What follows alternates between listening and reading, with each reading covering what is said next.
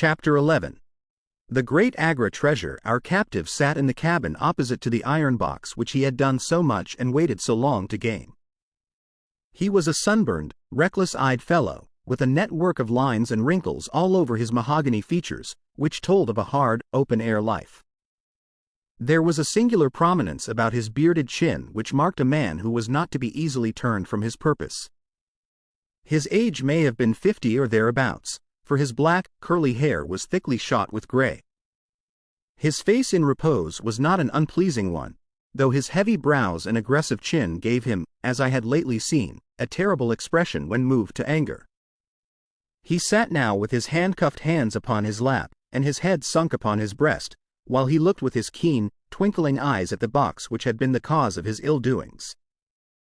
It seemed to me that there was more sorrow than anger in his rigid and contained countenance.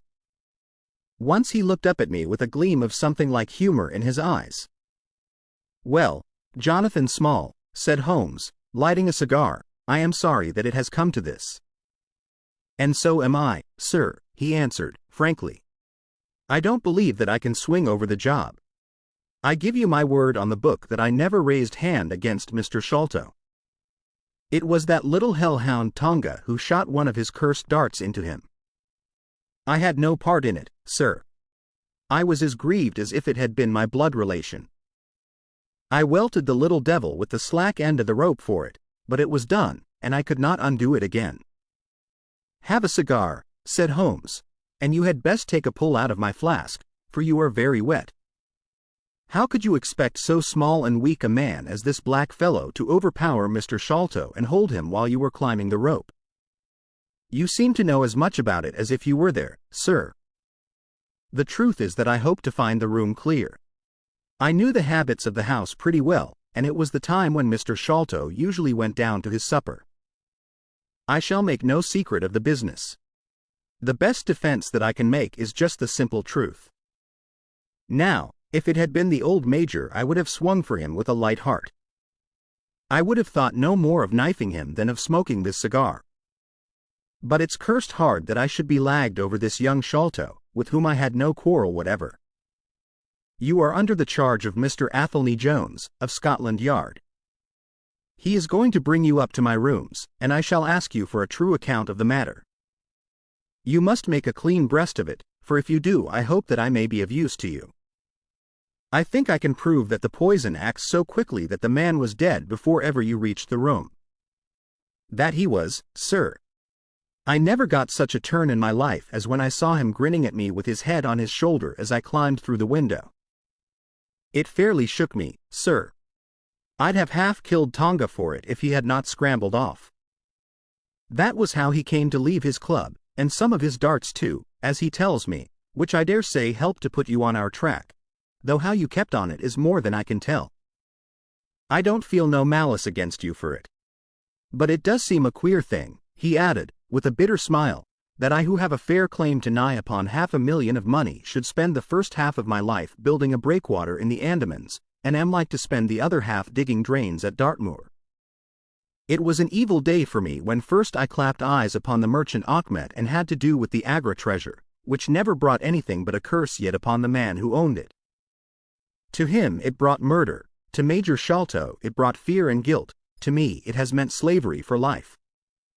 At this moment Athelney Jones thrust his broad face and heavy shoulders into the tiny cabin. "Quite a family party," he remarked. "I think I shall have a pull at that flask, Holmes." "Well, I think we may all congratulate each other. Pity we didn't take the other alive, but there was no choice. I say, Holmes, you must confess that you cut it rather fine." "It was all we could do to overhaul her." "All is well that ends well," said Holmes.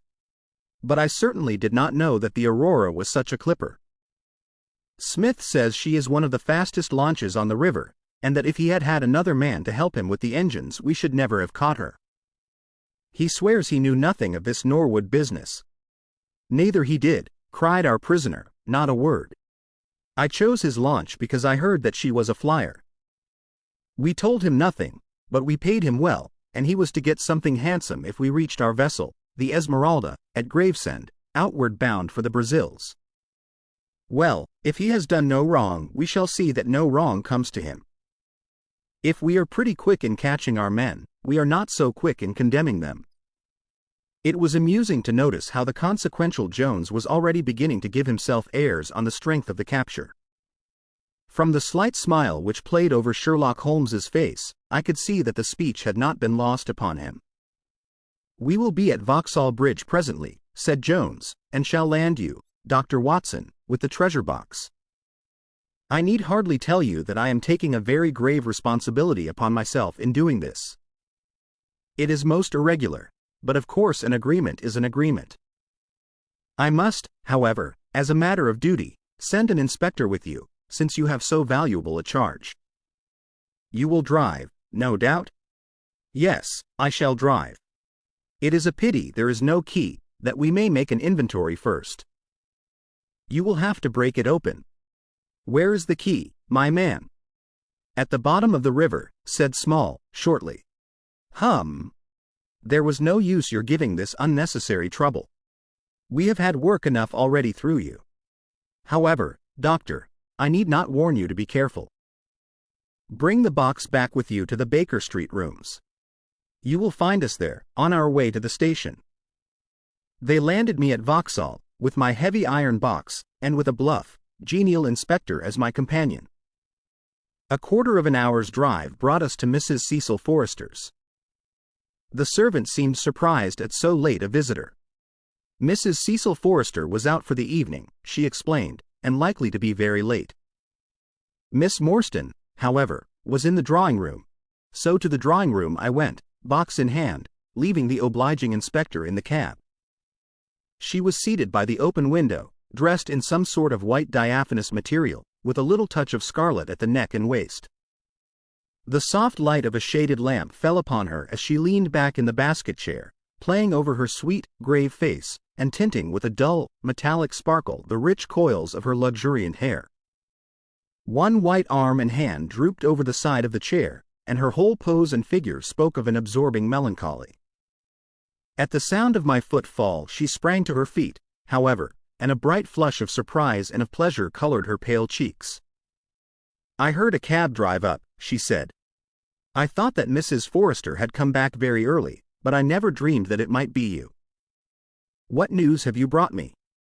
"I have brought something better than news," said I, putting down the box upon the table and speaking jovially and boisterously, though my heart was heavy within me. "I have brought you something which is worth all the news in the world. I have brought you a fortune." She glanced at Ironbox. "Is that the treasure, then?" she asked, coolly enough. "Yes, this is the great Agra treasure. Half of it is yours and half is Thaddeus Sholto's. You will have a couple of £100,000 each. Think of that. An annuity of £10,000. There will be few richer young ladies in England. Is it not glorious?" I think that I must have been rather overacting my delight, and that she detected a hollow ring in my congratulations, for I saw her eyebrows rise a little, and she glanced at me curiously. "If I have it," said she, "I owe it to you." "No, no," I answered, "not to me, but to my friend Sherlock Holmes." With all the will in the world, I could never have followed up a clue which has taxed even his analytical genius. As it was, we very nearly lost it at the last moment. "Pray sit down and tell me all about it, Dr. Watson," said she. I narrated briefly what had occurred since I had seen her last, Holmes's new method of search, the discovery of the Aurora, the appearance of Athelney Jones, our expedition in the evening, and the wild chase down the Thames. She listened with parted lips and shining eyes to my recital of our adventures. When I spoke of the dart which had so narrowly missed us, she turned so white that I feared that she was about to faint. "It is nothing," she said, as I hastened to pour her out some water. "I am all right again.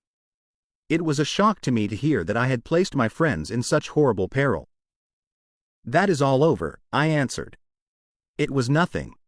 I will tell you no more gloomy details. Let us turn to something brighter. There is the treasure. What could be brighter than that? I got leave to bring it with me, thinking that it would interest you to be the first to see it." It would be of the greatest interest to me, she said. There was no eagerness in her voice, however. It had struck her, doubtless, that it might seem ungracious upon her part to be indifferent to a prize which had cost so much to win. "What a pretty box," she said, stooping over it. "This is Indian work, I suppose?" "Yes, it is Benares metal work." "And so heavy," she exclaimed, trying to raise it. "The box alone must be of some value. Where is the key?" "Small threw it into the Thames," I answered. "I must borrow Mrs. Forrester's poker." There was in the front a thick and broad hasp, wrought in the image of a sitting Buddha. Under this I thrust the end of the poker and twisted it outward as a lever. The hasp sprang open with a loud snap. With trembling fingers I flung back the lid. We both stood gazing in astonishment. The box was empty. No wonder that it was heavy. The ironwork was 2/3 of an inch thick all round.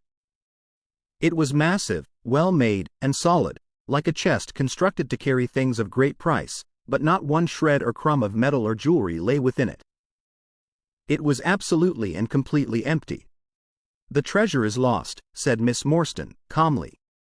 As I listened to the words and realized what they meant, a great shadow seemed to pass from my soul. I did not know how this Agra treasure had weighed me down, until now that it was finally removed. It was selfish, no doubt, disloyal, wrong, but I could realize nothing save that the golden barrier was gone from between us.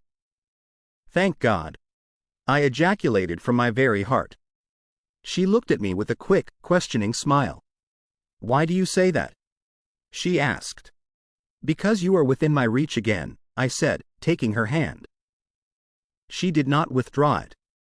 "Because I love you, Mary, as truly as ever a man loved a woman. Because this treasure, these riches, sealed my lips. Now that they are gone, I can tell you how I love you. That is why I said, thank God. Then I say, thank God, too," she whispered, as I drew her to my side. Whoever had lost a treasure, I knew that night that I had gained one.